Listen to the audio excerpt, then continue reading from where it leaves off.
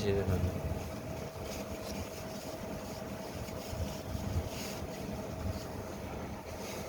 ठीक बेहतरीन गैपिंग कर रही है साफ। बस सही है।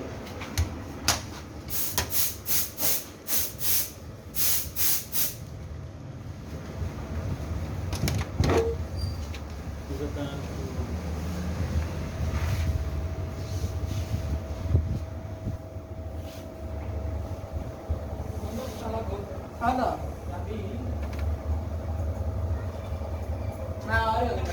मैं आधा पे बात हो गया। थोड़ी सी चलाई उस्ताद जी, हाँ जी थोड़ी सी और चला। चलावा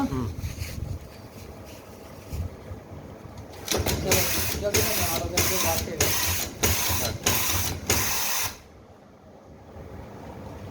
और कैंची ना पलट के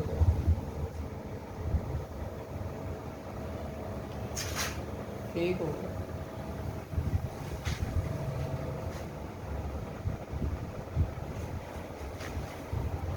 यार इसका नहीं समझा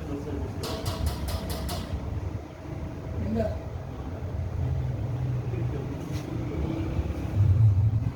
ना मॉडल नंबर लिखो ना।